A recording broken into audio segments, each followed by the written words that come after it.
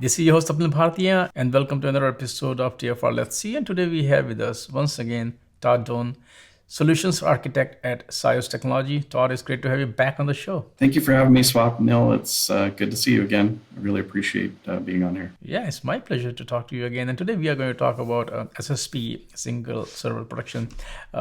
Quickly tell us, what is SSP, what is where and why it's needed, and of course after that we will be doing a demo as well. So SIOS Single Server Protection basically will ensure that your applications are always available.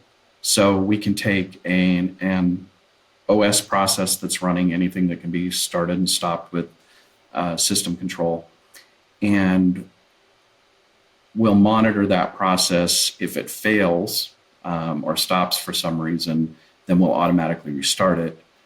If we can't restart it, then we'll go ahead and reboot the VM or the instance or whatever environment that you're in, just so that you don't have to have manual intervention to make sure that your services are running all the time. What specific problem, especially with the today's demo, are we trying to solve, and then we'll see it in action as well? So the demo I'm going to do today, we're just going to protect the very secure FTP daemon, just like we would protect any service that's critical to your organization, right?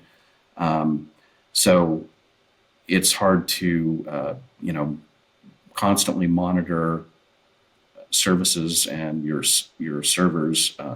You don't want to have manual intervention, somebody to go in and troubleshoot what's wrong if your FTP service or your SAP service or database or any of our application recovery kits will work with the single server protection.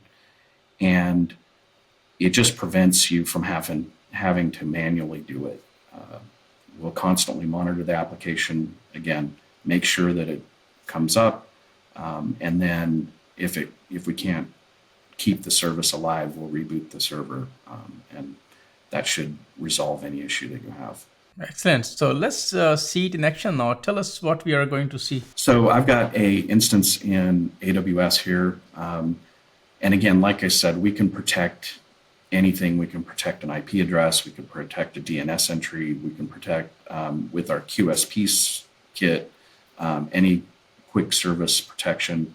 You can also build hierarchies and protect, multiple applications and any dependent application, and then orchestrate the failure and recovery of those applications with single server protection. So today I'm going to, like I said, I'm just going to do the VSFTP kit. We have a GUI that runs on X Windows today, but in the next release it'll be web-based.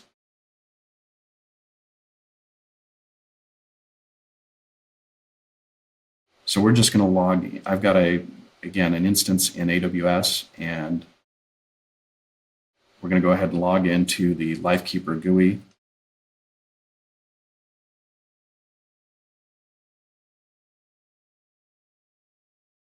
And nothing's configured or set up at the moment. We just, again, it's a single server. And we're going to go ahead and build a resource here to protect. And again, you can see this release, I don't have any of the application recovery kits installed. I just got the core ones. So we could protect the file system, a generic application. And the generic application, again, would require a little bit of coding, but anything that you wanted to monitor, if it was some sort of custom application, that you want to make sure it's always available. Again, an IP address, or here we're just going to use our quick service protection.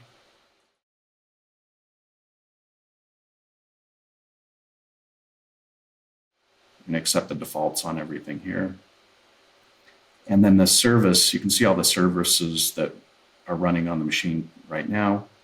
We'll use the very secure FTP daemon. We're going to enable the monitoring. And then it goes ahead and builds our resource. We hit finish. So now it's protecting the FTP daemon. If I select this, I can go in and change my timeouts, which I'm going to do really quick so it'll fail over a little bit quicker.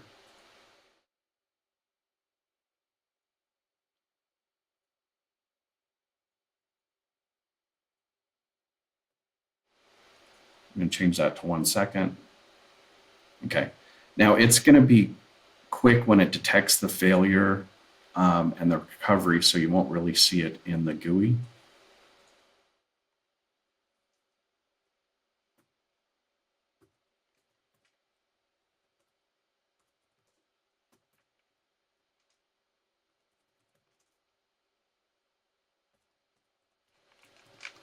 First, I'm just going to show you that it's running, and then I'm going to stop that daemon.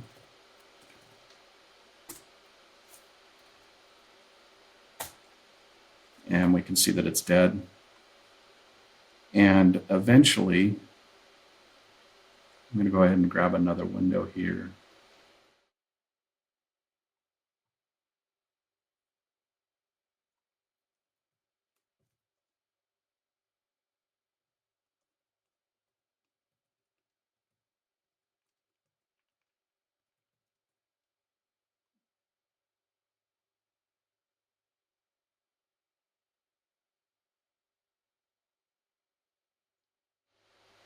And we'll see when it detects the failure and restarts the service.